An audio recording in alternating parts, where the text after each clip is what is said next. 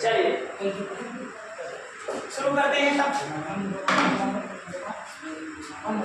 अरे शांतो, आप मुझे बताइए हम कौन से अध्याय तक पहुंच चुके हैं? Unit first. और यूनिट फर्स्ट क्या थी बताइए जल्दी से? इलेक्ट्रोस्टैटिक्स, इलेक्ट्रो स्थिर वैद्युति। हाँ जी, हिंदी में बोलेंगे स्थिर वैद्युति, कहिए ना। क्या हमारी कहानी यहीं पहुंची थी? अच्छा सॉरी, यहाँ से शुरू हुई थी। ओके, अच्छा इसमें हमने किसकी पढ़ाई की थी? लाले बताओ सबसे पहले किसकी पढ़ाई की? Charge and coulomb law. बोलो चार्ज एंड। ये जाना कि चार्ज क्या होता है, उसकी क्या क्या प्रॉपर्टी है, और उससे रिलेटेड सबसे पहला जो लॉ आया उस लॉ का नाम रखा हमने कूलाम लॉ। और कूलाम लॉ जनरली मैंने आपको जो 11वीं में सिखाया था तो पढ़ाया था कि जब आप स्टडी आप एनी पार्टिकल करते हैं स्थितियों में कर सकते हैं। एक जब वस्तु रुका हो और एक जब वस्तु चल रहा हो, यही बात हुई थी। क्या अच्छा नहीं है?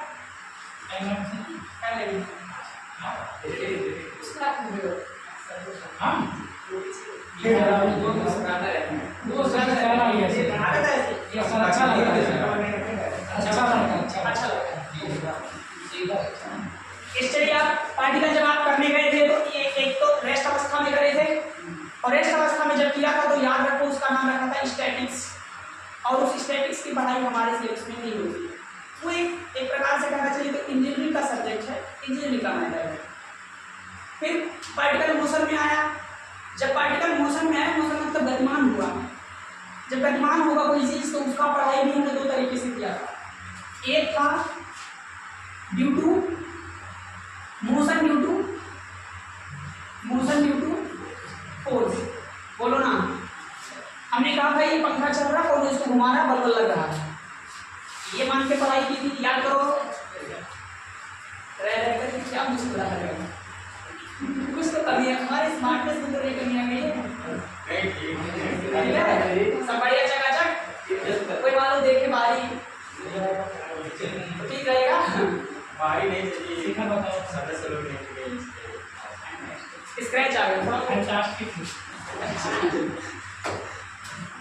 Motion due to energy, Hindi समझ रहे हैं ना? थोड़ा क्या है, मैं हिंदी में बात कर सकते हैं, लेकिन जैसे आदत सी पड़ गई और कोई दिक्कत नहीं। हम वैसे तो हिंदी के माध्यम के ही विद्यार्थी हैं। ड्यू टू तो आप घबराना नहीं कि साहब जी आप अंग्रेजी में सब कुछ करने लगते हो ना, ये तो बस ऐसे टाइम मारने के लिए, वरना हम तो हिंदी वाले ही हैं। तो मोशन ड्यू टू फोर्स मतलब मोशन किसके कारण? बल के कारण। और motion due to energy, energy के कारण होने वाला। अच्छा एक एग्जांपल भी दिया था, रेस्टर वाला नीचे गिराया था। ऐसे ठीक उसी तरह से भी है, जब हमारा चार्ज होता है ना, चार्ज की जब पढ़ाई हम कर लेते हैं तो उसके भी मोशन की हम पढ़ाई करते हैं। स्टडी दो तरीके से उसकी भी की जा सकती है। पहली बात तो उसको रेस्ट में करके पढ़ते हैं। जब रेस्ट में करके पढ़ेंगे तो चैप्टर का क्या नाम रखा है? इलेक्ट्रोस्टैटिक्स। बोलो ना। और इलेक्ट्रोस्टैटिक्स में हमने फोर्स मेथड और एनर्जी मेथड लगा दिया। हम यार फोर्स मेथड से हमने कूलाम लॉ पढ़ लिया था, और दूसरा चैप्टर क्या पढ़ा? चार्ज। बताइए जल्दी से। चार्ज हम इलेक्ट्रिक फील्ड एंड यही पढ़ा था, electric field and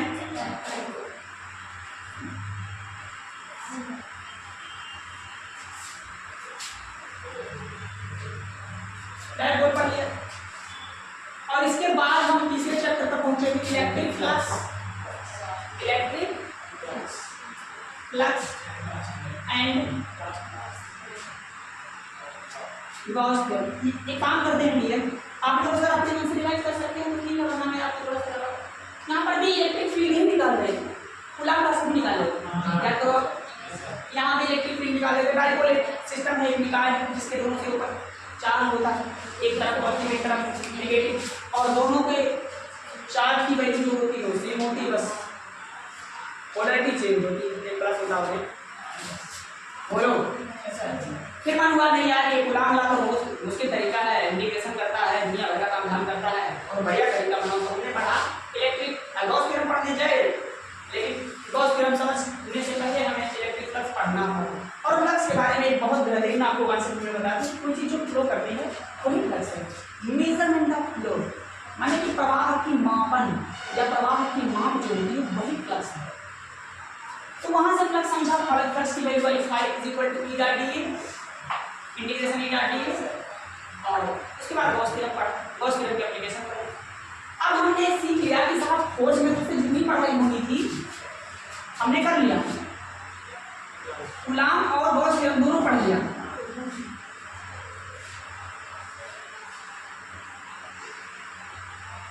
coulomb law और गॉस थ्योरम दोनों पढ़ लिया भैया। अब हमें पढ़ने का मन हुआ motion due to energy method से पढ़ने का, मतलब जितनी ताम झाम हम पीछे करके आ रहे हैं, जो जो चीजें हम कंसीडर करके आ रहे हैं, मतलब जो प्रॉब्लम हम यहाँ सॉल्व करके आ रहे हैं वही प्रॉब्लम सेम टू सेम वही प्रॉब्लम हम यहाँ सॉल्व करेंगे, बस तरीका दूसरा लगाएंगे। उस तरीके का नाम रखा है, उस तरीके का कोर्स का नाम रखा है, इस तरीके का क्या नाम हुआ एनर्जी मेथड। सर आखिर एक ही चीज को हल करने के आप दो तरीके क्यों बना रहे हो, समझ रहे हैं ना? ऐसा है डियर कि कहीं कहीं फोर्स मेथड जल्दी काम करता है, आसानी से काम कर देता है, और कहीं कहीं एनर्जी मेथड काम करता है। जैसे आप एक ऑब्जेक्ट लीजिए, इस ऑब्जेक्ट को इधर खींच कर ले जाइए, इधर डिस्प्लेसमेंट करवाइए, फोर्स लगा दीजिए, आपने मान लीजिए समथिंग लगाया है, आप इस ऑब्जेक्ट को खींचकर कुछ दूरी पर ले जाइए। मैं आपसे पूछता हूँ कि काम करो यार, ये बता दो हमें कितना इसका डिस्प्लेसमेंट हुआ इतना फोर्स का, तो आप फोर्स मेथड लगाएंगे, कौन सा नियम लगाएंगे? न्यूटन के फार्मूले वगैरह लगाएंगे। न्यूटन के फार्मूले फोर्स मेथड में है, ध्यान रखिएगा। वो जो B बराबर U प्लस डी मैं जिस समय में दे दिया जाता है और इसको इतने फोर्स से खींचा बताया जाता है, यदि वेलोसिटी दी जाती है, ऐसे ऐसे सवाल नहीं किए थे? एक गेंद को ऊपर हम फेंकते हैं, विराम अवस्था से कोई चीज चलती है, ऐसा ऐसा सवाल किए थे, फोर्स मेथड। लेकिन उस सब मोशन के पीछे फोर्स नहीं था, और फोर्स को ही मान करके न्यूटन ने अपनी गति के समीकरण दिए थे। लेकिन एक बार क्या हुआ, हमारे सामने आ गया स्प्रिंग, क्या आ गया? स्प्रिंग आ गई। अब हमने स्प्रिंग पे फोर्स मेथड लगाने की कोशिश की, हमने स्प्रिंग को खींचा तो पता चला यार स्प्रिंग को फोर्स मेथड से सॉल्व करने में हमारी नानी आ जाएगी। फोर्स मेथड जैसे ही मैंने स्प्रिंग वाले केस में लगाया मेरे लाल, हमारे कान खड़े हो गए। मान लीजिए 10 न्यूटन का फोर्स लगाया, इसके अंदर एक डिस्प्लेसमेंट आता है, मान लीजिए x, अभी फिलहाल इसकी लेंथ है l, और इसकी जो यहाँ पर छोटा सा इसमें डिस्प्लेसमेंट आया यहाँ पे गया, और ये लंबाई बड़ी हुई है मेरे लाल, ये हमने क्या कर दिया, खींच कर बढ़ा दिए। स्प्रिंग कहाँ तक की केवल यहाँ तक की, और जो फोर्स लगा करके मैंने इतना क्या कर दिया, खींच कर दिया। ये बात है, मैंने कहा इसकी बताओ, इस पे लगाओ अपना फोर्स मेथड, डिस्प्लेसमेंट का फार्मूला लगा के वो जो न्यूटन के जितने तीन रूल समीकरण है वो सब लगाओ, वो सब कभी नहीं क्या भैया ये हमसे ना हो पाएगा। हमने कहा भाई लेकिन प्रॉब्लम तो मोशन का ही है, आज स्प्रिंग भी मोशन कर रही है, डिस्प्लेसमेंट वगैरह भाई, डिस्प्लेसमेंट, एक्सीलरेशन, वेलोसिटी, स्पीड, ये सब कहाँ याद करते हो? मोशन में ही तो याद करते हो। कोई चीज़ गतिमान हो तभी तो क्या क्या आता है, गतिमान होने के लिए क्या क्या आप मुझे याद करो, क्या क्या पढ़ते थे मोशन में? स्पीड पढ़ते थे, और वेलोसिटी पढ़ते थे, एक्सीलरेशन पढ़ते थे, डिस्प्लेसमेंट पढ़ते थे, उसी में टाइम भी देख लेते थे, स्पीड, ऐसे तो कर रहे थे। यहाँ मैं डिस्प्लेसमेंट पूछ रहा हूँ, इसका मैं मोशन से संबंधित बात पूछ रहा हूँ, लेकिन मोशन से संबंधित बात यहाँ पर हल करने के लिए आपको न्यूटन के फार्मूले नाम नहीं है गैस। तब हमने सोचा कि यार दोनों ऐसा तरीका होना चाहिए तो उसी बात को दूसरे तरीके से हल करते थे, या हमारे ऐसी प्रॉब्लम को सॉल्व कर सके तो हम न्यूटन के फार्मूले से नहीं कर सकते। कर तो सकते हैं, अपनी औकात क्या जाएंगे तो कर तो देंगे ही, क्योंकि न्यूटन भी बड़ा आदमी, हल्का फुल्का आदमी नहीं है, तो सॉल्व तो कर देंगे हम, लेकिन थोड़ा मुश्किल पड़ेगा, काफ़ी इंटीग्रेशन वगैरह करना पड़ेगा। बात समझ में? मतलब न्यूटन ने अपने जो नियम बनाए हैं ना, उसमें कई बार मुझे लगता है अगर वो इंटीग्रेशन ना बनाया होगा तो उसके नियम नहीं कोने में बैठ के सोचते नहीं लगा पाते।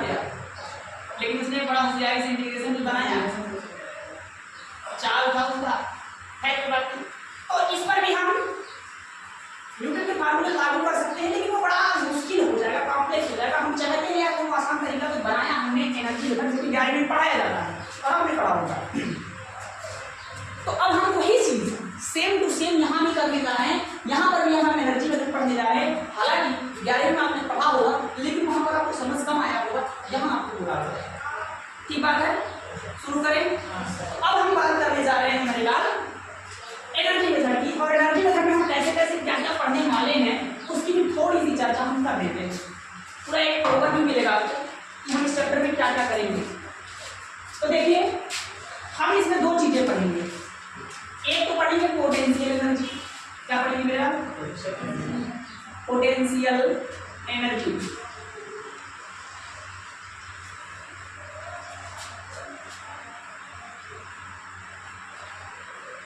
और एक चीज पढ़ेंगे rate of potential energy. Rate of force का भाव पढ़ते थे, यहाँ क्या पढ़ेंगे?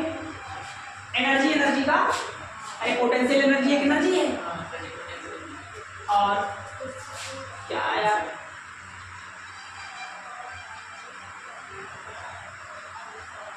काम हो गया पोटेंशियल एनर्जी और डेटा पोटेंशियल एनर्जी का ये मतलब कि यहाँ पर हो रही है बात पोटेंशियल एनर्जी की, और फिर बात होगी पोटेंशियल एनर्जी के भाव की। जैसे हमने फोर्स और फोर्स का भाव पढ़ा, आज हम ऊर्जा और ऊर्जा के भाव की बात करेंगे। समझ गए क्या? लेकिन बड़ी विडम्बना बना है, आप कायदे से देखो तो पहले फोर्स पढ़ना चाहिए फिर फोर्स का भाव, ऐसे एनर्जी पढ़ना चाहिए और एनर्जी का। बड़ी विडम्बना है कि बहुत सारा क्राउड पहले पोटेंशियल एनर्जी का रेट पढ़ता है, स्कूल पर भी ऐसे ही पढ़ाया जाए। आप जाके पढ़ना पढ़ के देखिए, पहले वो पोटेंशियल एनर्जी नहीं पढ़ेंगे। आइए मैं पहले आपको पोटेंशियल एनर्जी का भाव पढ़ाता हूँ। भाई साहब पोटेंशियल एनर्जी क्या होता है वो छोड़ो, भाव पर भाव। भाई भाव क्यों पढ़ूं मैं, क्या ऐसी जरूरत है? नहीं पढ़, पहले एनसीईआरटी माता ने दिया है तो पढ़, नहीं पढ़ेगा, पढ़ना पड़ेगा, तो सिलेबस में आता है। और किताब की बड़ी विडम्बना कुमार मित्तल आप पलटेंगे तो सबसे पहले यही मिलेगा। पढ़ के देखिए, पोटेंशियल एनर्जी का भाव ही पहले दिया था। अब उसको टीचर का कोई दोष नहीं, बनाने वाले ने ही सिलेबस पर डिजाइन किया हुआ है। अब क्या कर सकते हैं? एक्चुअली इसलिए क्योंकि ये आसान है यहाँ से बात शुरू करना, इसलिए सर यहाँ से तो नहीं शुरू किया जा सकता, यहाँ से लोग कोई शुरू नहीं करें जब मास्टर लोग को पता है, लेकिन वो यहाँ से तो नहीं शुरू करते क्योंकि इसके लिए पोटेंशियल एनर्जी का कॉन्सेप्ट क्लियर करना पड़ेगा और जो वो करना नहीं चाहते। तो हम पहले आपके पोटेंशियल एनर्जी का जो कॉन्सेप्ट है उसको थोड़ा ठीक कर देते हैं। आपके मन में पोटेंशियल एनर्जी को लेकर एक बहन चल रहा है कि बहुत बेकार डिफिनीशन उसके अंदर चल रही है, वो जो MGH कर रहे हो वो नहीं करने लगा। बात समझ में आई ना? जैसे ही कोई कहता है पोटेंशियल एनर्जी MGH, अच्छा काइनेटिक एनर्जी हाफ mv², यही चलता है एनर्जी के नाम में। बस आपके पास ये दो चीजें है, ये हैं तो ले देगा। तो मैं चलता हूँ अपने पोटेंशियल एनर्जी के कॉन्सेप्ट पर।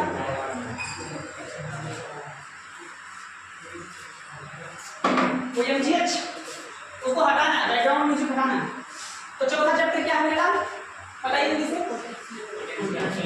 Potential, electric potential. अब क्योंकि यहाँ पर करंट की बात चल रही है, इसको 3 चैप्टर में आप पढ़ाए क्या? इसको मतलब ये 2 चैप्टर में था। हाँ वो 3 चैप्टर में था शुरू का, मतलब यूनिट 1 है, चैप्टर तीसरा था। नहीं दूसरा 3 चैप्टर आप ये मतलब हाँ ये 4 वो जो पहले वो एक ही था ना। हाई दूर अरे तुम्हारे किताब में दिया है ना, क्यों हम क्या करेंगे? आप ऐसे पढ़ा रहे हैं। हम अपना पढ़ाई शुरू में बता दिए थे। 7 पार्ट पढ़ने वाले हैं, 4 स्टेप, 4 यहाँ और 3 अगले वाले किताब में। 2 बुक है हमारे पास, पहले बुक में 4 और अगले बुक में 3। लाइव वाली बात है, सेकंड इसके बाद वो लाइव चलेगा। इसके बाद में सभी करंट बचा है हमारी चार मिली सकते हैं, मतलब कितना कितना और लगेगा? ये तकरीबन मान के चलिए बाबू आप जाएंगे अक्टूबर तक, नहीं अक्टूबर तक चलेगा, अक्टूबर लास्ट तक चला जाएगा। तो हम क्या पढ़ने वाले हैं? इलेक्ट्रिक पोटेंशियल, हिंदी में बात करेंगे इसकी, घबराइएगा नहीं। पोटेंशियल एंड इलेक्ट्रिक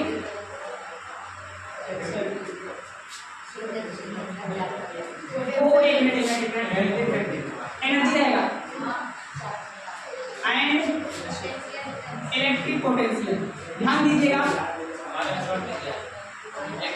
हिंदी में बात करेंगे तो वैद्युत स्थितिज ऊर्जा, वैद्युत स्थितिज ऊर्जा एवं वैद्युत विभव। अब कुछ हल्का हल्का हवा लगा विभव का नाम सुन के आपको कुछ पता चला? बचपन में पढ़े थे हाई स्कूल में, जो विभव था ना मेरा, एनर्जी का भाव था। आपने बचपन में पढ़ा होगा, यदि दो चालक तारों या किसी चालक तार के बीच भौतिक अवस्थाओं को ना बदला जाए, जैसे तार होगा तो उनके बीच में लगने वाला जो धारा है वोल्टेज के अनुपाती होगा, ये उनका नियम था। क्या डरा वो ठीक नहीं साल मैंने से याद नहीं थे, अच्छा मैंने से याद नहीं थे, ठीक है। इसके बाद अब आपके लिए नई डिफिनेशन आ रही है। अगर आप विभव को समझना चाहते हैं, विभव को समझना चाहते हैं तो आपको ये ध्यान रखना है, एनर्जी को समझ में आता ही है। अब एनर्जी का भाव ही क्या है, विभवांतर व सीधी बात ये है। तो हम शुरू करते हैं। सबसे पहले पोटेंशियल एनर्जी, फिर हम इलेक्ट्रिक पोटेंशियल एनर्जी पर आएंगे। तो चलिए कोई हल्का फुल्का डिफिनेशन जो 11वीं से याद आ रहा हो वो मुझे याद दिलाइए, आप मुझे समझाइए, बताइए, कोशिश करिए। पोटेंशियल एनर्जी स्थिति ऊर्जा। तो चैप्टर का नाम मैं यहाँ लिख देता हूँ। चैप्टर का क्या नाम है, वैद्युत स्थिति। चौथे चैप्टर पर है हम लोग ऊर्जा क्या सुनने जा रहा है। ये हम चैप्टर है और हम इसमें सबसे पहले क्या सीखने जाएंगे, केवल स्थिति ऊर्जा। पहले तो हम यही सीखेंगे होती क्या है सर, पोटेंशियल एनर्जी आखिर क्या है, कितना, क्यों आप मुझे परेशान कर रहे हो।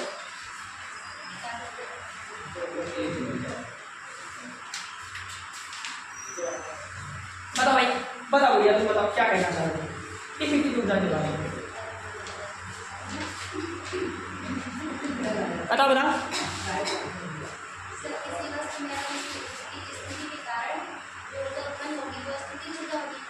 लेकिन आप एक बार ऐसा बताएं कि अगर हम ऊर्जावती विरुद्ध कोई कार्य कर रहे हैं तो जो किसी वस्तु की ऊर्जा संजीव होगा या अच्छी होगा तो ये स्थिति ऊर्जा के बारे में। और कोई भाई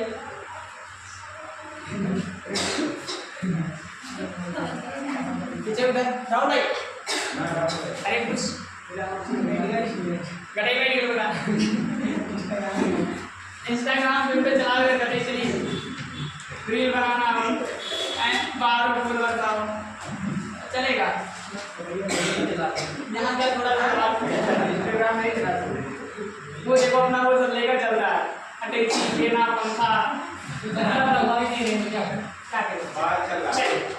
अब स्थिति ऊर्जा समझना है हमें, और स्थिति ऊर्जा को भी समझने से पहले और छोटा सा कॉन्सेप्ट एक दूसरा सीखना पड़ेगा जिसका नाम है संरक्षी और असंरक्षी वायु। अब आपको थोड़ा सा ये पता चल गया होगा कि लोग इसे क्यों नहीं पढ़ाते, क्यों यहाँ पर अंदर नहीं जाता, क्योंकि इसके लिए तो देखते कहाँ जाना पड़ेगा, पोटेंशियल एनर्जी पर जाना पड़ेगा। पोटेंशियल एनर्जी के और अंदर जाओगे तो संरक्षी और असंरक्षी मिलेगा, उसकी बात करनी पड़ेगी। इसलिए लोग बात इसको नहीं पढ़ाते, ये पूरा टाइम बच सकता हमारा 2 क्लास का, लेकिन चले कोई बात नहीं देखेंगे। तो उससे भी पहले इस बात को समझने के लिए, स्थिति ऊर्जा को समझने से पहले भी हमें क्या सीखना पड़ेगा, संरक्षी बल, जिसे हम कंजर्वेटिव फोर्स बोलते हैं, कंजर्वेटिव फोर्स। और दूसरा क्या है, असंरक्षी बल, जिसे हम क्या बोल देंगे भैया, नॉन कंजर्वेटिव।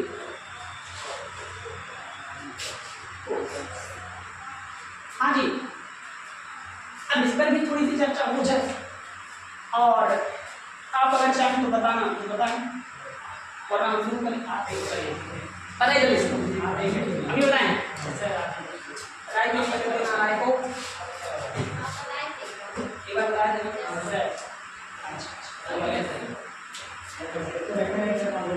सुनिए सुनिए, एक बार क्या हुआ, मेरे पास एक ब्लॉक है,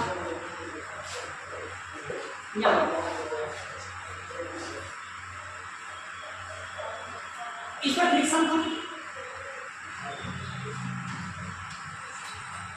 इस पर मैंने फोर्स लगा दिया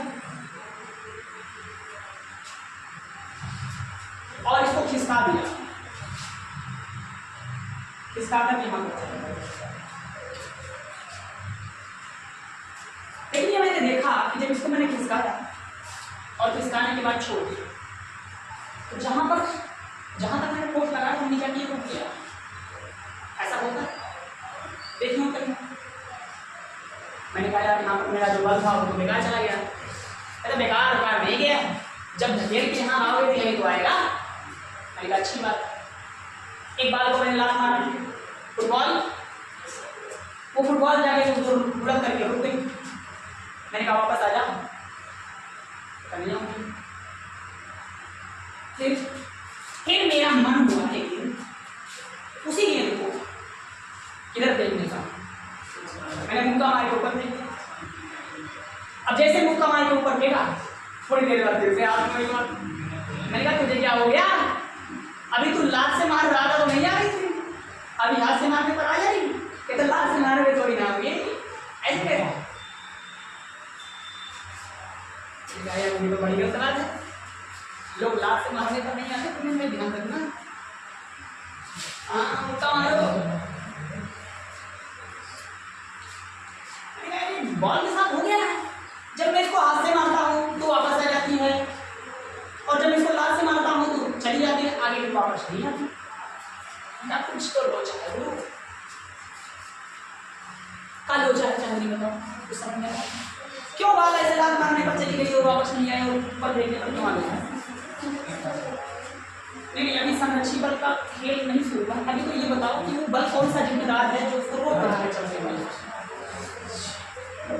किसी चीज को चल रहा है, उस चीज को कौन रोक रहा है,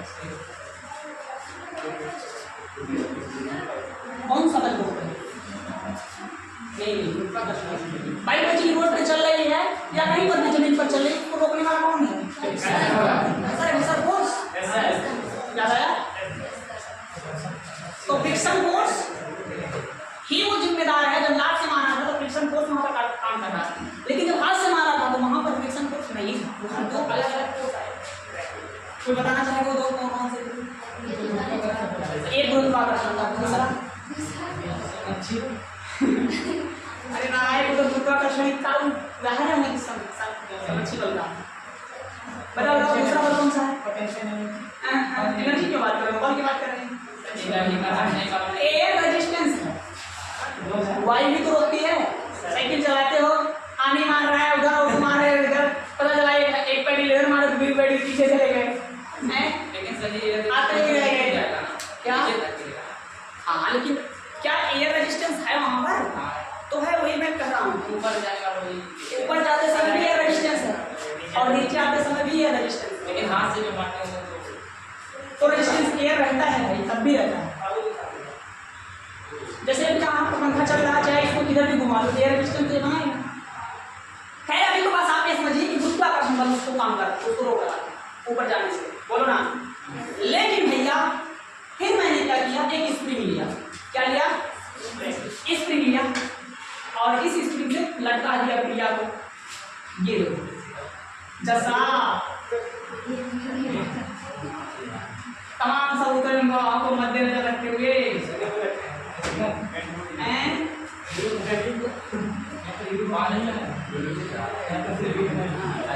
समझ रहे हो। हमें भी लेते प्रवीण को लग गया। अरे लेकिन कोई बात नहीं, नीचे है मैंने वो बना रखा है स्विमिंग पूल, जल क्रीड़ा करना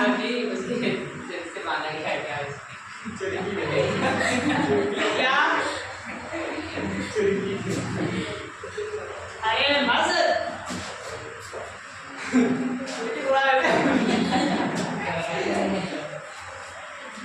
सीधा आपकी बात बनाएंगे।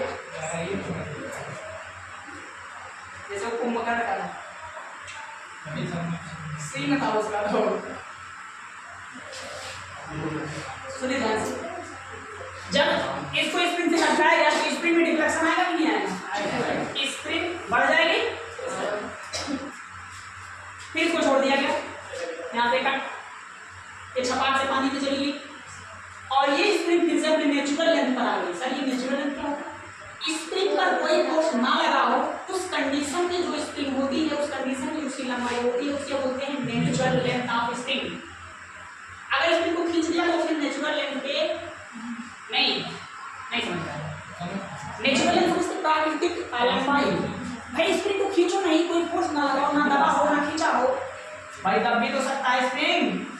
तो जब ना वो दबा हो और ना ही वो, दोनों स्थितियों में स्प्रिंग अपनी जो लंबाई रखती है उसे हम क्या बोलेंगे?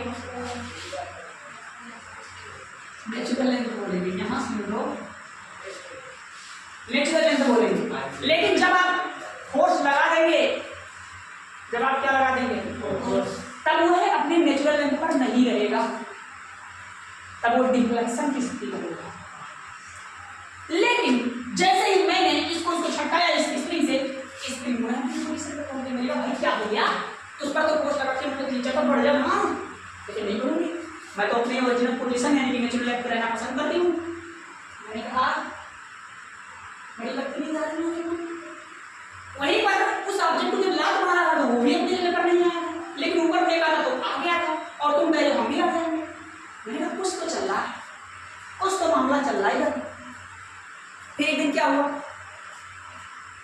पानी लिया मैंने, पानी क्या लिया, पानी टब में पानी था। आप लोग नहाने जाते हैं तब वो मग्गा ऐसे करते हैं, उल्टा डालते हैं, फिर ऊपर करते हैं, ऐसे ऐसे घंटा करते हैं, नहाते नहीं हैं, उसको छोड़ कर बाकी सब काम करते हैं। नहीं करते आप लोग? करते हैं, उल्टा पहले करेंगे, नीचे ले जाएंगे, ऊपर लाएंगे, ठंडी में ये सारे कार्यक्रम। हाँ, ठंडी में चाहे गर्मी में चाहे तो करते तो हो ना, ये सारे कार्यक्रम। झूठ मत बोलो, हम भी करते हैं।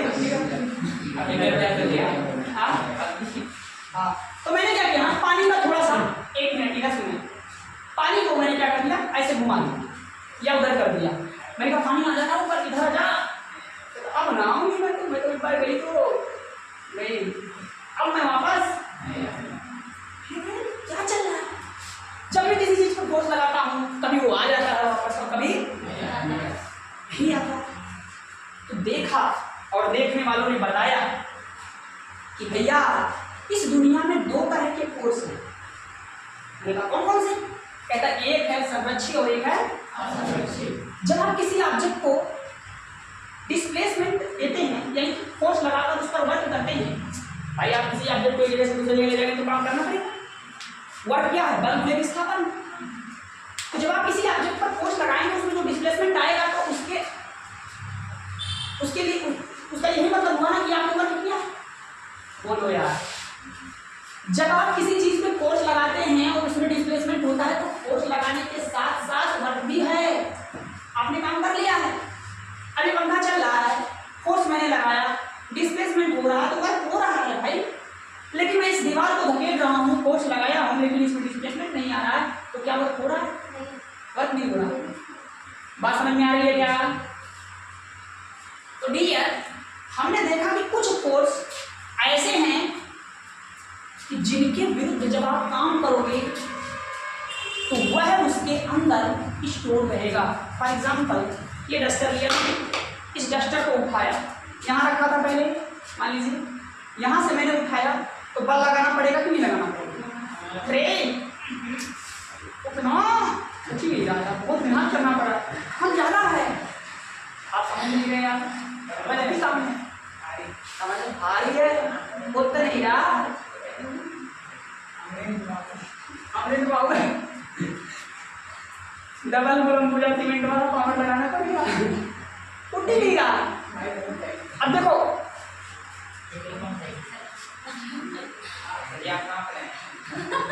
हमने यहाँ से इतना उठाया है, काम किया कि नहीं किया बताइए जल्दी से। लेकिन अरे हमारा जो काम था वो कहाँ है? जब मैं इसको उठाया तो वापस जितना हमने काम किया था वही काम इसके अंदर है, मौजूद है। जब मैं इसको इधर फुट लगा के काम करा तब जो काम किया वो नहीं है, लेकिन जब मैंने इधर किया काम तो वह है इसके अंदर। बात समझ में आ रही? ये इधर जब आप इस डायरेक्शन में कोई काम कर रहे हैं तो वो कार्य उसके अंदर एनर्जी के रूप में स्टोर हो जा रही है इस ऑब्जेक्ट में, और इसी एनर्जी का नाम है पोटेंशियल। इस पर हमें नहीं जाना। तो मैंने देखा कि कुछ ऐसे फोर्स हैं जिसके विरुद्ध में जब आप काम करते हो तब वो काम जाया नहीं जाता, तब वो फोर्स वेस्ट नहीं जाता, वापस उसको अपनी पोजीशन में वही फोर्स उल्टा खींचकर, उल्टा लगाकर खींच लेता है, यानी उल्टा लेता है। तो ऐसे बल जो वापस अपनी पोजीशन में आने की क्षमता रखेंगे उन्हें संरक्षी बोलेंगे। बात समझ आई? और ऐसे बल जिसके विरुद्ध में आप काम करोगे तो वह वापस अपनी पोजीशन में नहीं आएगा, तो उसे क्या बोलेंगे? अब जैसे घर्षण बल, तो जब आप ऑब्जेक्ट को लात मार के लगा रहे थे तो वहां पर कौन सा बल लग रहा है? घर्षण बल लग रहा है, याद हो गया? जब आप इस चीज को धकेलेंगे इस तरफ से इस तरफ तो उसको रोकने वाला कौन है? घर्षण बल। तो आप घर्षण बल के विरुद्ध में तो फोर्स लगा रहे हैं, घर्षण बल के विरुद्ध में लगाया गया फोर्स उसके अंदर स्टोर नहीं हो रहा है, सब वेस्ट चला जा रहा है, सब बेकार चला जा रहा है। और ऐसे ही बल को हम क्या बोलते हैं? असंरक्षित, नॉन कंजर्वेटिव फोर्स। समझ में आई? लेकिन ऐसे बल जब मैंने ऑब्जेक्ट को ऊपर फेंका तो क्या कौन सा फोर्स लगा? फ्रिक्शन फोर्स लगा क्या? ना, फ्रिक्शन फोर्स ना लगा भैया। जब मैंने ऑब्जेक्ट को ऊपर फेंका तो कहाँ लगा? गुरुत्वाकर्षण बल लगा। कौन सा बल लगा? और गुरुत्वाकर्षण बल एक ऐसा बल है जिसके विरुद्ध में अगर आप काम करते हो तो वह उसमें पोटेंशियल एनर्जी के रूप में स्टोर हो जाता है और वापस अपनी पोजीशन को उसको वापस बुला सकता है, जैसे छोड़ दिया तो पोटेंशियल एनर्जी। हाँ, पोटेंशियल एनर्जी अगर एयर रेजिस्टेंस ना होता, पोटेंशियल एनर्जी गुरुत्वाकर्षण बल जो है वो किसमें चला गया? संरक्षी में। लेकिन घर्षण बल किसमें चला गया? असंरक्षी में। ऐसे और कौन से बल हैं? मैं दो चार्ज लिए, क्या ले भैया? स्प्रिंग लिया, स्प्रिंग को खींचा, फोर्स लगाया और जैसे छोड़ा फिर से अपने पोजीशन पे आ गई, नहीं आए। तो स्प्रिंग फोर्स आप सोच कर बताइए इसमें है किसमें है? स्प्रिंग फोर्स किसमें रखा जाए? संरक्षी या असंरक्षी? संरक्षी में रखना पड़ेगा भैया। घर्षण बल किसमें रखोगे? अच्छा, ये जो एयर रेजिस्टेंस है, ये एयर रेजिस्टेंस मतलब तो वायु जो रोक रही है, जब आप गाड़ी चलाते हो तो वायु रोकती है, फोर्स लगाती है ना, तो उसके विरुद्ध में किया गया काम क्या वापस आ जाता है? तो भी असंरक्षी। आप जो पानी में ऐसे कर रहे हैं, पानी घुमा रहे हैं, तो पानी का टुकड़ा है, पानी में जो फोर्स लग रहा है उसका नाम होता है श्यान बल। श्यान है, श्यान बल यानी कि विस्कस फोर्स। श्यान बल नहीं, श्यान बल। श्यान आधा बड़का में आधा सा या बड़ा मात्रा या नहीं, श्यान विस्कस। आपने इससे संबंधित प्रॉपर्टी पढ़ी हुई है, विस्कोसिटी, श्यानता।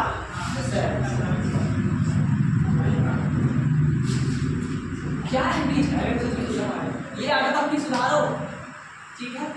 या तो ज़्यादा दिन चलेगा नहीं। आप लोगों को समझाते समझाते मैं परेशान हो गया। आप लोग जब बाहर जाएंगे ना तो आपको तुरंत बाहर कर दिया जाएगा और आप जानते नहीं हैं, आगे जाएंगे जब जैसे कि तो सबसे पहले आपकी फीस जमा करवाई जाएगी। जब आप फीस एक बार दे दिए उसके बाद वो तुम्हें ऐसे भगाएंगे या फिर वो फीस उसकी नहीं ले सकते, तो वो आदत आप बिगाड़े हो तो करोगे 3 टाइम वहाँ, तो वहाँ 2 मिनट में तुम्हें बाहर कर दिया जाएगा। वहाँ कोई मुलाहिजा नहीं किया जाएगा, वो सब उनके लिए बिजनेस है बस।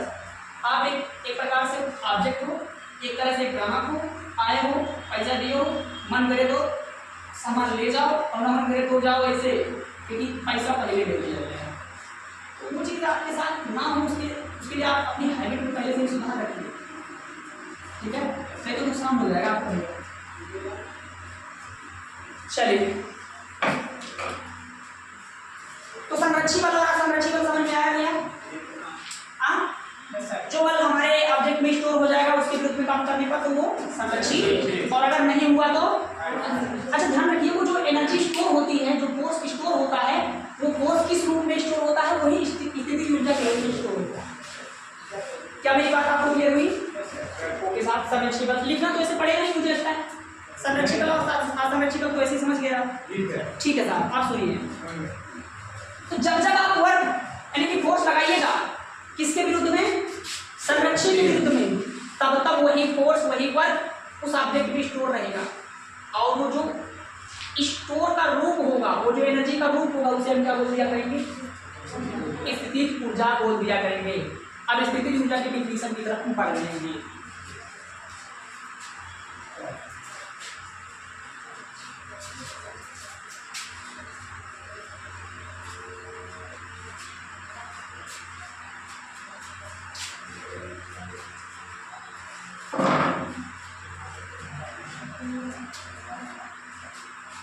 एक दिन क्या हुआ, एक ऑब्जेक्ट था, क्या है ऑब्जेक्ट,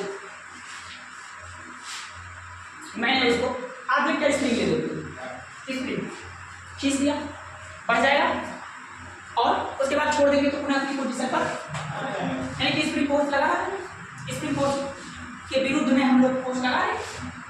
तो स्प्रिंग फोर्स क्योंकि कैसी ऊर्जा है, ऐसा फोर्स है संरक्षित है, तो इसका मतलब उसके अंदर रजिस्टर होगी और किस फॉर्म में होगी, पोटेंशियल एनर्जी।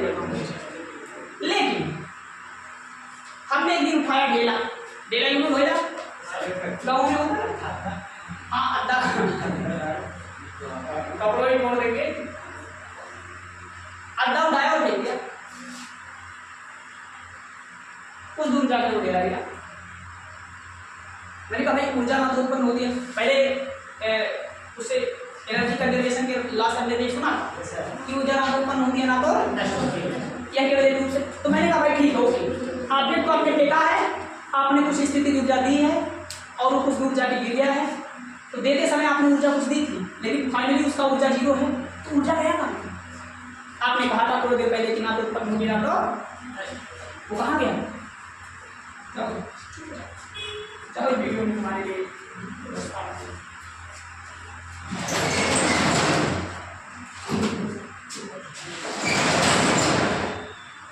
ऊर्जा कहाँ गई? ऊर्जा गई उसकी काइनेटिक एनर्जी, कहाँ गई भैया? यानी कि जो हम काम कर रहे हैं, ऑब्जेक्ट को अगर वो मोशन में ला रहा है कोई चीज, तो मोशन देने के लिए जो आप काम कर रहे हैं वो किस फॉर्म में ऊर्जा हो जा रही है? गतिज ऊर्जा, समझ रहे? तो गतिज ऊर्जा का भी डिफिनेशन आपने पढ़ा था, मैं एक बार देख लेता हूँ इसमें क्या लिखा है।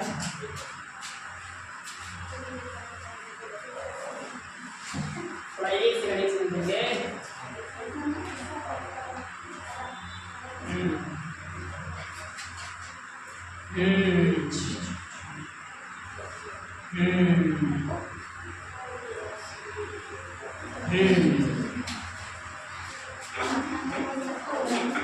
क्या हुआ?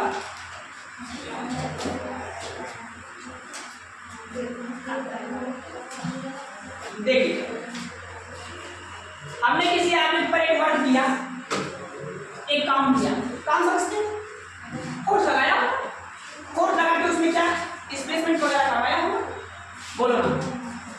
और ये जो वर्क है उसको कंसीडर करते हुए मैंने ये सोचा कि मेरा वर्क कहाँ गया। जब मैंने ढेला उठाकर जब देखा तो वो कहाँ गया था। पहली बार जब मैंने इसको प्रोजेक्टाइल मोशन करवाया था तो कुछ तो ऊंचाई पर भी गया होगा ना भाई, बताओ, धरती माता से कुछ ऊंचाई पर गया होगा। अच्छा, धरती माता के विरुद्ध में भी हमने फोर्स लगा दिया, इसका लगा दिया, और धरती माता क्योंकि कंजर्वेटिव फोर्स है, तो इसका मतलब वहाँ क्या बनेगा? कंजर्वेटिव फोर्स के विरुद्ध में पोटेंशियल एनर्जी बनेगी। तो हमने ये जो वर्क किया है वो कुछ ऐसी जगहों पर जा रहा है। पहली बार अगेंस्ट सर जी वो क्या लिखा? W एक्सटर्नल, बाहर है कार्य,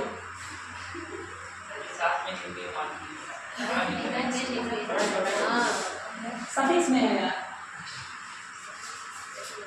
ठीक है, सफिक्स और प्रीफिक्स ढूंढना। हाँ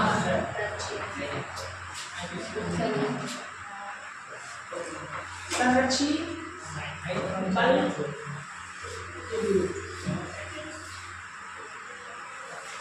हमारा जो कार्य कहाँ जा सकता है? हो सकता है वो जो बल है वो संरक्षी हो, और कहाँ जा सकता है बताइए, बताइए। हाँ संरक्षी बल के विरुद्ध जा सकता है, जैसे फ्रिक्शन वाला केस।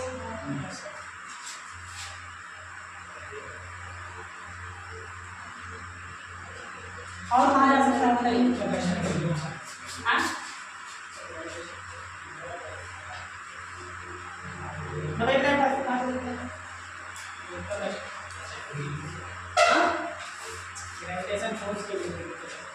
हमारा बल, हमारा कार्य इन दोनों जगहों तक जा सकता है, या तो हमारा वो जो फोर्स है वो संरक्षित रहा होगा या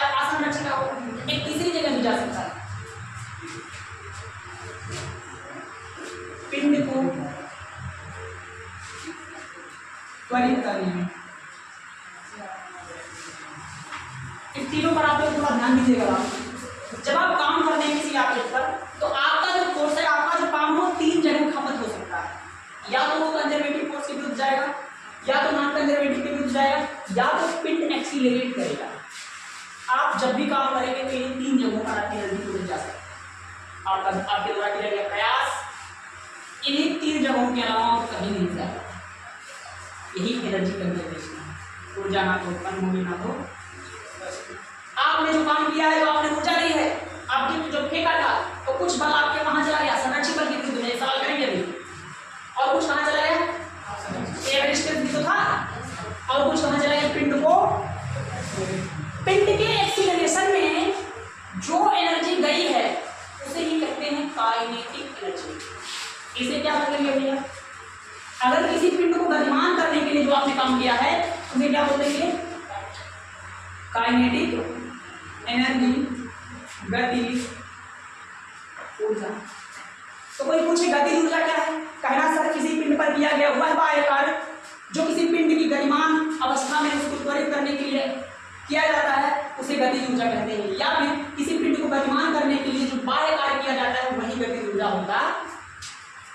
कोई पूछे पोटेंशियल एनर्जी क्या होता है? सर किसी पिंड के संरक्षी बल के विरुद्ध में किया गया कार्य, उस पिंड के अंदर जो ऊर्जा प्रतीत होती है उसे कहते हैं स्थितिज ऊर्जा। सर ये क्या है? बीच वाला ये तो हो गया स्थितिज ऊर्जा, इसका नाम सुना था। ये हो गया गतिज ऊर्जा, इसका नाम सुना था। ये बीच वाला कहाँ है? इस बीच वाले भी आपने पूरा चैप्टर पढ़ डाला है और वो आपको पता नहीं है कि हमने किसी के चक्कर में चैप्टर पढ़ा था। और वो चैप्टर था क्या? इस जगह में जो हमारी ऊर्जा खर्च हुई है, जैसे आप 100 रुपये लेकर बाजार गए, तो कुछ सब्जी खरीद लोगे, जो मुर्गा वाले मुर्गा खरीद लेंगे भाई अपने अपन लोग तो अलग अलग खरीदेंगे, कुछ आइसक्रीम खरीद लेंगे, कुछ बच गया तो थोड़ा बहुत है ना, बर्गर मोमोज और इडली डोसा इसमें चल जाएगा। तो आपका पैसा बाजार में उपस्थित सामानों पे ही तो जा सकता है, क्योंकि ये तो दुनिया का है ना कि ऊर्जा ना तो उत्पन्न होगी ना तो बस चेंज होगी भैया। तो जब आप बाहर से किसी ऑब्जेक्ट पर फोर्स लगाएंगे तो जब काम होगा तो आपका काम तीन जगह जाएगा। या तो पिंड को गतिमान करने में खर्च हो जाएगा, और या तो वो वर्क कंजर्वेटिव के विरुद्ध खर्च होगा, और या तो नॉन कंजर्वेटिव के विरुद्ध खर्च होगा। तो हम आपको बताएं जो खर्चा हो रहा है, ये जो पिंड को त्वरित करने में खर्चा हुआ है वही गतिज ऊर्जा है। तो जो पढ़ते हैं वो गतिज ऊर्जा नहीं है। गतिज ऊर्जा वो है कि जब हम बाहर से किसी पिंड पर काम करते हैं और वह ऊर्जा जो बाहर से किया गया कार्य है वह उसको त्वरित करने में खर्च हो रहा है। जितना वैल्यू उसकी आपने पीस पर आ रही है बात है, लेकिन गतिज ऊर्जा क्या है? इस जब हम किसी पिंड पर बाहर कार्य करते हैं और वह कार्य उसके गतिमान होने के लिए यानी कि उसके त्वरित देने के लिए खर्च होता है, उसी गतिज ऊर्जा है। और इसी गतिज ऊर्जा है कि सर जो हम बाह्य कार्य कर, साहब आप ध्यान दीजिए डिफिनेशन पे, यही बाह्य कार्य गतिज ऊर्जा बन रहा है और यही बाह्य कार्य स्थितिज ऊर्जा भी बनने जा रहा है, और यही तीसरे वाले केस की भी बात करूंगा। तो जो आप स्थितिज ऊर्जा और गतिज ऊर्जा के लिए अलग अलग फार्मूले रटे घूम रहे हैं, वो तो भैया उनका साका एक जगह से निकल रहा है। यानी कि साहब ये जो वर्क है यहीं से ये तीनों फूटकर निकल रहे हैं। यानी कि इसीलिए वो चैप्टर पढ़ाता हूँ, वर्क पावर एनर्जी। तो इसलिए सबसे पहले एनर्जी नहीं पढ़ा, पहले वर्क पढ़ा। वर्क से ही क्या निकलेगा? सब निकलेंगे। तो आपने वहां पर एक थ्योरम पढ़ा होगा, मैं आपको याद दिलाता हूँ, वर्क एनर्जी थ्योरम पढ़े थे पिछले साल। वर्क पावर एनर्जी में पढ़ा गया होगा वर्क एनर्जी थ्योरम। ये फार्मूले वहां से निकल के आए थे। हाँ कौन सा? सही पिंड को अगर मतलब दो कराना तो वो एनर्जी पिंड को अगर दो कराना तो ये वो एनर्जी में आपको हाँ जितनी एनर्जी खर्च होगी उतना ही होगा। मतलब उसको एक्सीलरेट करना भी होगा पिंड को। हाँ तो पड़ेगा जैसे पंखा इलेक्ट्रिक पोटेंशियल एनर्जी आ रही है, करंट एनर्जी आ रही है, वो करंट एनर्जी इसमें खर्च हो रही है। इस फैन के ब्लेड को एक्सीलरेट करने में। तो ये जो फैन का जो ब्लेड है वो घूम रहा है, उसके पास कौन सी ऊर्जा है? गति ऊर्जा।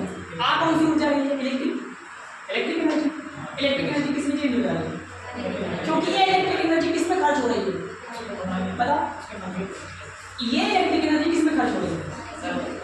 रोटेट करने में, एक्सीलरेट करने में। तो ये गति ऊर्जा में चेंज हो रहा है। लेकिन यहाँ पर इलेक्ट्रिक एनर्जी किस फॉर्म में चेंज हो रही है?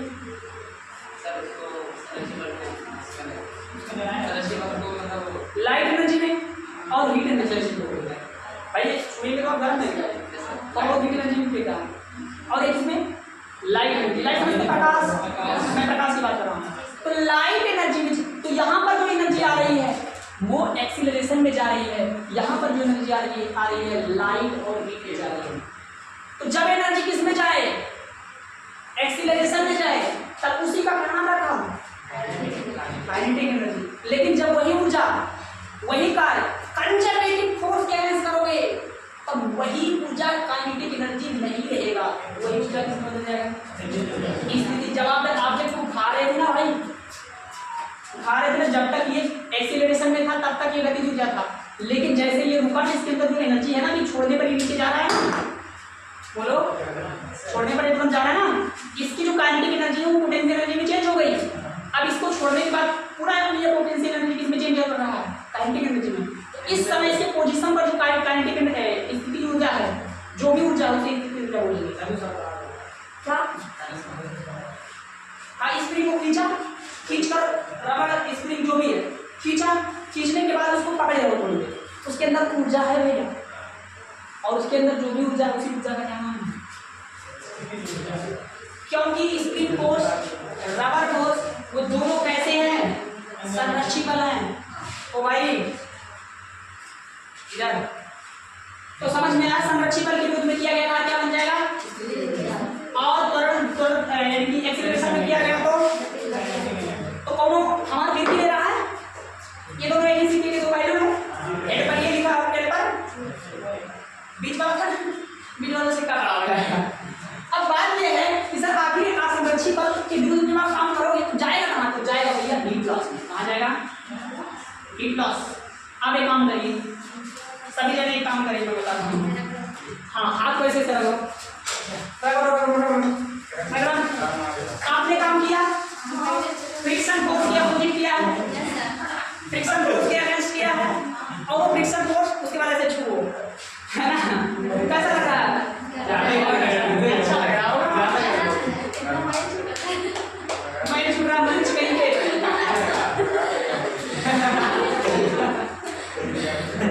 हाँ जी, तो हीट क्लास में जा रहा है कि नहीं जा रहा? बोलो ना यार। फ्रिक्शन फोर्स के विरुद्ध में किया गया कार्य, ये सीएम पगले में बैठे हैं साहब जी, हम कैसे करेंगे?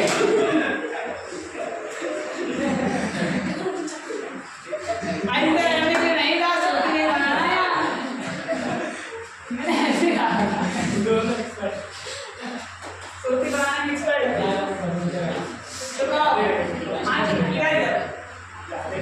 पंखा लगवाइए, स्थिति ऊर्जा, पहले स्थिति ऊर्जा ध्यान दो, पंखे पर तुम ध्यान देते हो,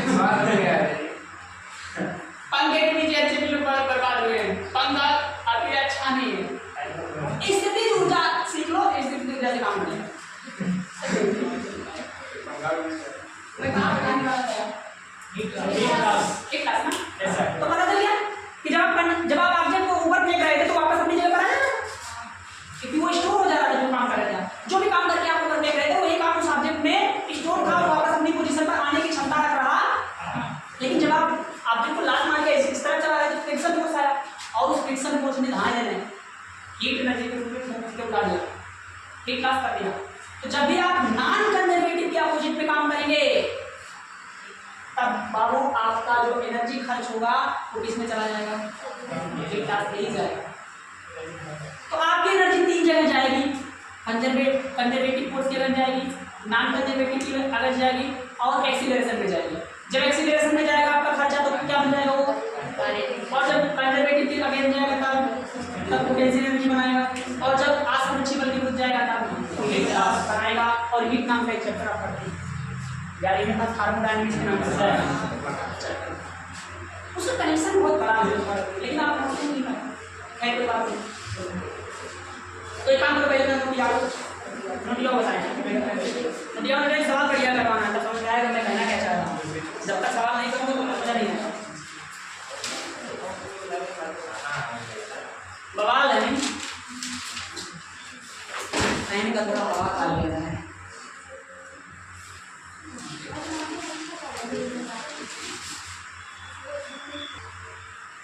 चलिए तो एक और सवाल करेंगे। इस तीनों बातों को अगर आप समझ रहे हैं, एक सवाल से समझाने की मैं कोशिश करता हूँ, आपको समझ में आएगा। मैं कहने लग जाता हूँ।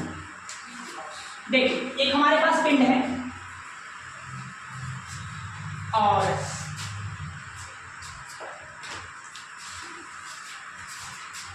ये पिंड है 2 किलोग्राम का। क्वेश्चन नहीं साथ में नहीं लिखिएगा। 2 किलोग्राम का एक हमारे पास क्या है मिला, एक पिंड है और ये हवा में लटका है। हवा में से कैसे लटका, कौन फोर्स लगाना पड़ेगा, कौन की झड़प कैसे लग सकता है भाई, चार्ज छोड़ना है। मैंने इस पर फोर्स लगा दिया ऊपर की तरफ 30 न्यूटन। कितना लगाया भैया, 30 न्यूटन का फोर्स लगाया। अच्छा एक बात बताया, ये जो बल है बाहर, आप उसे एक्सटर्नल फोर्स बोलेंगे कि नहीं बोलेंगे? कह दीजिए हमने जो बल लगाया है इसको रोकने के लिए, वो बाह्य बल है कि नहीं है? ठीक है ना, बाह्य बल। अब मुझे तो ये बताएं कि ये पिंड हवा में रुका रहेगा कि ऊपर जाएगा? ऊपर जाएगा। फोर्स बैलेंस करते हुए बताइए सोचिए। एयर रेजिस्टेंस की तो एयर रेजिस्टेंस कितनी दे दी जाए? सपोज दैट 2 मीटर दे दिया जाए। अगर हम ऊपर तक लगाएंगे तो पिन का भी कोई द्रव्यमान होगा तो वो नीचे की तरफ कुछ आएगा। लेकिन अगर ऊपर वाला बल ज्यादा हो गया तो वही तो सोच कर बताइए ऊपर जाएगा कि नीचे? आप 12 के विद्यार्थी, इतना तो आपसे उम्मीद करूंगा ही कि ऊपर जाएगा कि नीचे? ऊपर जाएगा। ऊपर गिर जाएगा वैसे करेंगे तो हाँ ठीक है, मैंने दे दिया जी बराबर दे दिया हूँ 10। तो इसका जो वेट होगा mg कितना हो जाएगा बताइए? 2 गुणे 10 कितना आएगा? 20 न्यूटन। भाई धरती माता इसको 20 से खींच रही है और हम कितना लगा दिए? 20 लगा दिए। तो इसका मतलब ये पिंड कहाँ जाएगा? ऊपर वाला बल ज्यादा, एक्सटर्नल फोर्स ज्यादा है। जो फोर्स ज्यादा होगा आप जब उसी डायरेक्शन में मोशन करती या करने की कोशिश करती है, लेकिन एयर रेजिस्टेंस भी तो इसको रोकेगा। जब आप ऑब्जेक्ट ऊपर ले जाओगे कितने से रोक पा रहा है? तो आपको मैं कुछ बताना चाहता हूँ और आप भी सोचिएगा उस बारे में। इसका मतलब ये है कि हम जो 30 न्यूटन का फोर्स लगाए हैं उसका कुछ हिस्सा इस धरती माता की फोर्स को बैलेंस करने में जा रहा होगा, कुछ हिस्सा एयर रेजिस्टेंस के विरुद्ध जा रहा होगा, कुछ हो रहा होगा एक्सीलरेशन की, कुछ फोर्स इसको एक्सीलरेट कर रहा है। अरे जब फोर्स ऊपर वाला जा रहा है तो मोशन ऊपर होगा कि नहीं होगा? ऊपर हो रहा है, इसका मतलब एक्सीलरेशन मौजूद है। तो एक्सीलरेशन में कुछ काम जा रहा है, कुछ काम इस फोर्स को बैलेंस करने में जा रहा है, कुछ काम एयर रेजिस्टेंस में जा रहा है। इस तरह से 30 न्यूटन बंटवारा करके 3 अलग अलग जगहों पर खर्च हो रहा है। हमारे नहीं कह सकते सारे 30 न्यूटन का फोर्स इस न्यूटन पर बैलेंस हो रहा है, ना 30 न्यूटन का जो फोर्स है वो नीचे धरती माता द्वारा लगाया गया फोर्स ज्यादा है, इसलिए पिंड ऊपर की तरफ जाएगा और पिंड जब गतिमान होगा तो एक्सीलरेशन बढ़ेगा ही। बोलो ना यार, क्योंकि अभी पिंड को आप जो से करेंगे तो एक्सीलरेशन जो भी होगा। तो मुझे ऐसे लग रहा है कि साहब जी जो 30 न्यूटन है, ये 30 न्यूटन फोर्स कहाँ जा रहा है बताइए जल्दी। इसमें से 20 न्यूटन कहाँ खर्च हो रहा है बताइए?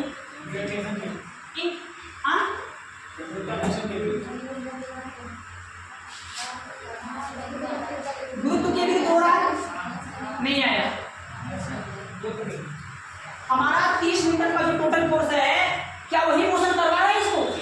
नहीं यार, इस पिंड को जो मोशन करवाने वाला फोर्स है वो 30 न्यूटन नहीं है, क्योंकि 30 में से 20 तो यहाँ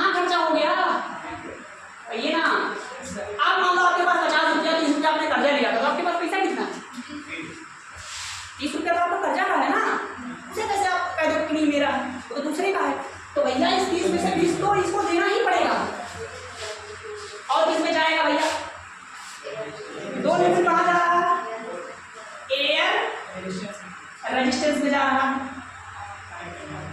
और कितना बचा था हाँ? 8 न्यूटन कहाँ खर्चा हो रहा है? एक्सीलरेशन में जा रहा है भैया। यानी कि यहाँ जो एक्सीलरेशन में खर्चा है वो कितना है? केवल 8 ही है भैया। और यही 8 काइनेटिक एनर्जी बनाएगा और ये 2 हीट लॉस बनाएगा और ये 20 पोटेंशियल एनर्जी बनाएगा। हालांकि उतरा यानी कि यहाँ से 8 न्यूटन से क्या बनेगा आपका? काइनेटिक एनर्जी बनेगी। अगर पहले से कोई काइनेटिक एनर्जी है तो चेंज इन काइनेटिक एनर्जी बनेगी, अगर नहीं है तो काइनेटिक एनर्जी बनेगी खाली। और ये कहाँ जाएगा बाबू? हीट लॉस में जाएगा।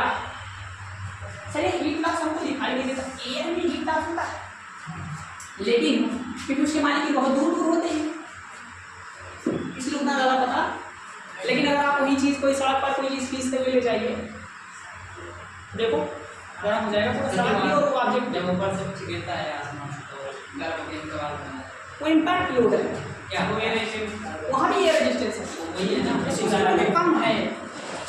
जब बल कम है तो रेजिस्टेंस भी कम, तो हीट लॉस भी कम होता है, मामूली सा होता है, पता नहीं चलता। लेकिन उल्टा भी नहीं देते हैं। हाँ वो कहीं पूरा आग मतलब खत्म हो जाता है। उल्टा भी वो वातावरण की वजह से ठंडी हो गई। जहाँ पे आता है तो गर्म हो जाता है। ये रेजिस्टेंस बहुत ज़्यादा और उसका मौसम स्पीड में है।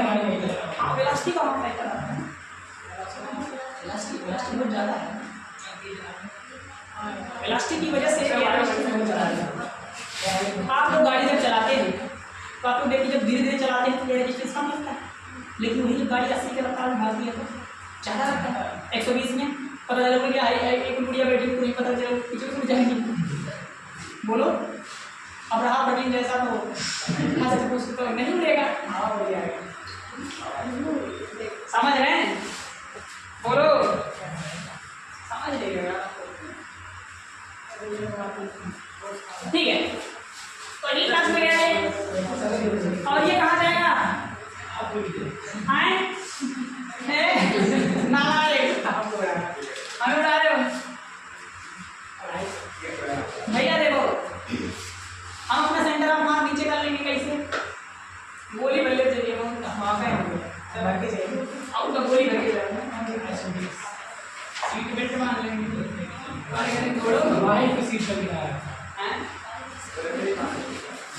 आई ने कहीं देखा पानी ये आ गया है ना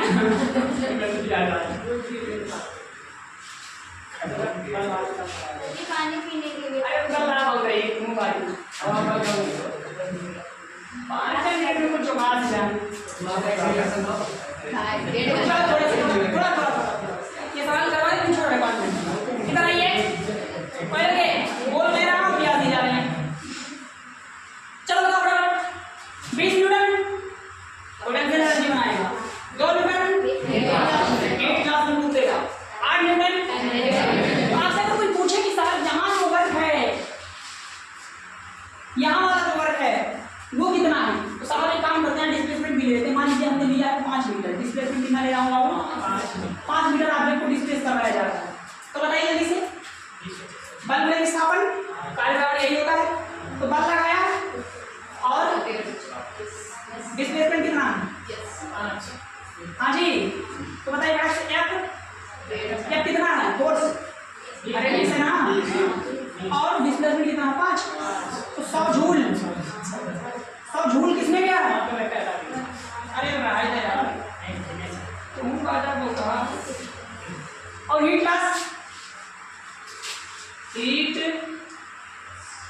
लॉस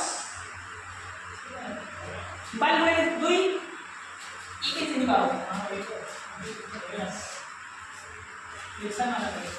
2 × 5 10 जूल।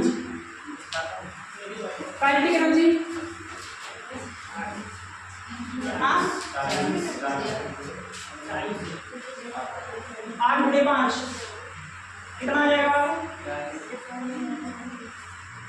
इस तरह से हमने देखा कि हीट लॉस में कितनी ऊर्जा चली गई है बताइए? 10 जूल गई है, 100 जूल पोटेंशियल एनर्जी है और चार्ज कहाँ गया? देखिए सर जी, हाँ ये रेजिस्टेंस है, एंगल तो 180 बनेगा तो माइनस में रहेगा क्या, एफ cos थीटा होता है ना, तो cos थीटा का वैल्यू 180 रहेगा तो माइनस में जाना चाहिए। तो माइनस में तो है, लास्ट लिखा नहीं है। और भाई का लास्ट लिखा लो, लास्ट मतलब क्या है उसके बाद बेकार जा रहा है, भ्रष्ट हुए जा रहा है। अब लास्ट लगाने के बाद ही माइनस लगा दोगे तो पूरा सही जी होगा।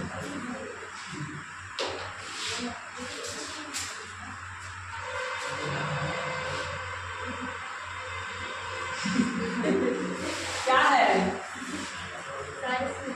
अब भाई साहब दिया है। बताओ ये सब, ये बात समझ में आया? बस नहीं सर, रोटी आई? नहीं नहीं रोटी आओ और पानी वानी पी लो, इसके बाद सचना बन गया। आपको हम और आगे बताते हैं। सुनिए कहानी ना। अब एक्चुअल में यहाँ पर एक कंफ्यूजन आता है भाई भाई।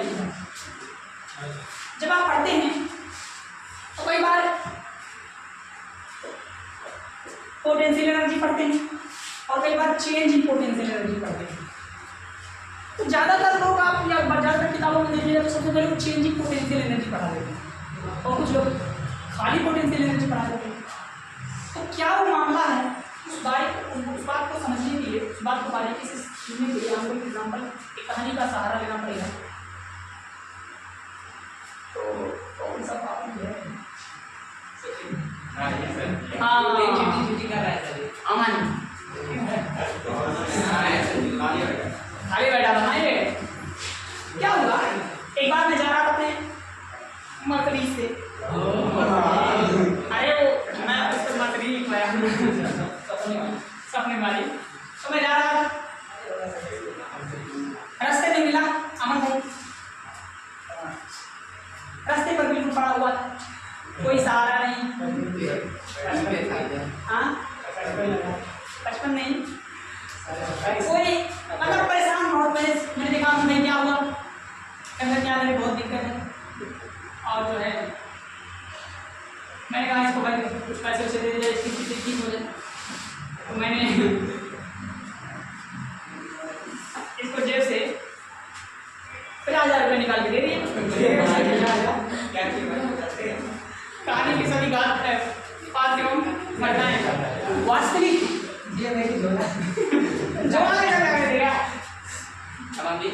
अरे सुन गया अपना एक कारोबार शुरू कर दिया, अपना बिजनेस वगैरह चल पड़ा बढ़िया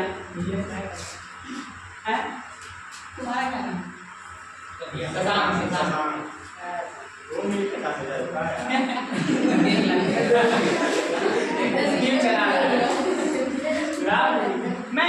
मैं जा रहा था दूसरे दिन सदाम भाई मिले। सदाम भाई का दुकान तो बढ़िया था, दुकान चल रहा था इनका, चाहे जिसका भी दुकान था। अभी दुकान भाई तो बिल्कुल गिरी हुई स्थिति में था, जितना गिर सकता था वो क्या हुआ। मैंने उसको दिया अपना, वो जाके कारोबार शुरू किया, अपना काम चला। लेकिन सदाम भाई का पहले से ही कारोबार था, पहले से ही छोटा मोटा बिजनेस था और इनके यहाँ दुकानदार ग्राहक भी अच्छी खासी आते थे। लेकिन एक समस्या थी, ये भी परेशान थे। मैंने कहा क्या हुआ भाई, तुम्हारे पास दुकान भी है और तुम्हारे पास ग्राहक भी हैं, एक साथ सामान देंगे, कारोबार तो चल रहा लेकिन सामान की थोड़ी दिक्कत है, कम ज़्यादा होता तो मैंने कहा भाई इसको भी 1 हफ्ते दिया जाए, 1 लाख से अच्छा 1 लाख ही दे देते वो आता पता चला जाए 1 लाख इसको भी दे दिया जाए। दे दिया, इसका भी अपना सामान बढ़ाया, दुकान पर सामान बढ़ा जाओ, बढ़ा बढ़िया चलने लगा। फिर एक दिन पार्टी हुआ, उस पार्टी में मैंने दोनों को बुलाया, मैं बुलाओ भाई तो बच्चों को बुलाइए, धीरे लोगों को नहीं। आया प्रवीण भी आया और सब भी है, अरे अमन बुलाया वो ना है। मैंने उठाया, मैंने कहा देखिए उन सज्जनों हमारे बीच में तो हमारे विद्यार्थी उपस्थित हैं और ये दोनों आज जो कुछ भी हैं वो मेरी वजह से हैं। अमन ने गाड़ी, हाँ सर, अरे सर क्या सर आपकी वजह से है। लेकिन शशांक ऐसे कैसे, ऐसे कैसे है मास्टर, तुमने ये बात बोली कैसे? तेरी कोपचे में आओ किनारे आओ। मैंने कहा भाई क्या हो गया? कहता एक बात बताइए सर, दुकान मेरे पास पहले से और ग्राहक मेरे पास पहले से, तो जो कुछ है वो तुम्हारे वजह से कैसे हूँ? हाँ ये कह सकते हो कि हमारी स्थिति में जो बदलाव आया है, हमारी स्थिति में जो चेंज आया है, पहले मैं साइकिल से चलता था, आज हम साइकिल से चल रहा हूँ, तो वो जो बदलाव आया है वो बदलाव हमारी वजह से। आप ये नहीं कह सकते कि जो कुछ भी हूँ तुम्हारी वजह से ना, लेकिन भाई को कह सकता है, कहिए ना भाई जोड़ा, एक और जोड़ा।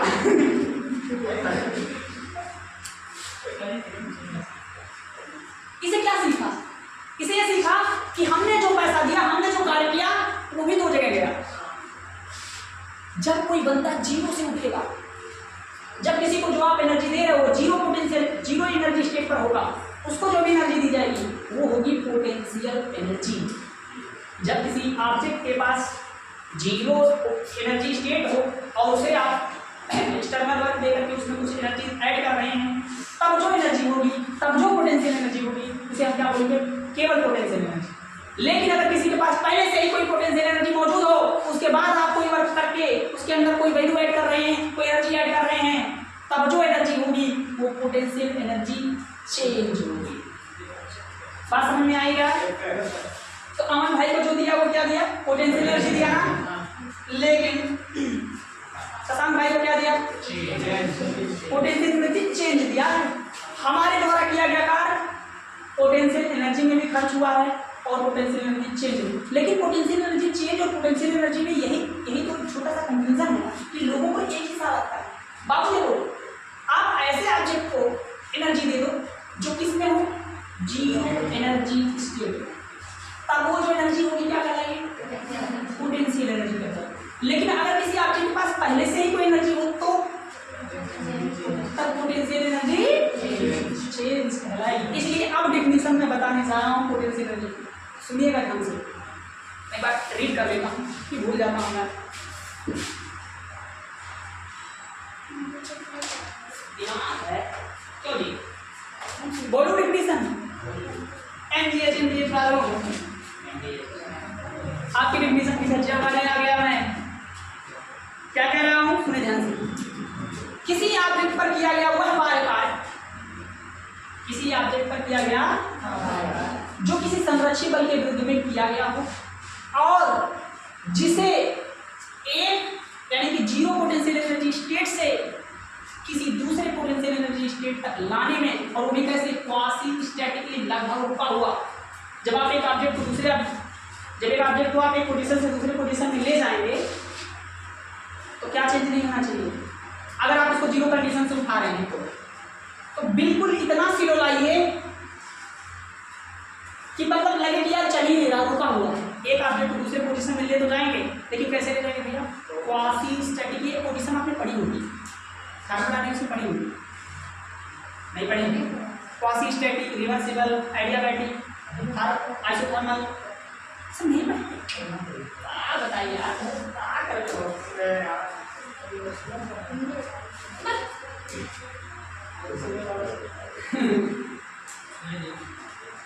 मैं धरती माता इन्हें सर बुद्धि दो। फर्क माता है, मैं धरती माता है, दूर माता, दूर माता, हमें ना दूर माता, ये कौन सी माता आ गई? मेरी माता मार्केट में आई है। छुट्टी कर देते हैं। कल से जब चालू करेंगे तो ज्यादा समझ आएगा, मतलब परसों से। चलिए गाइड करने की वजह से आपको अलविदा बोला जा रहा है।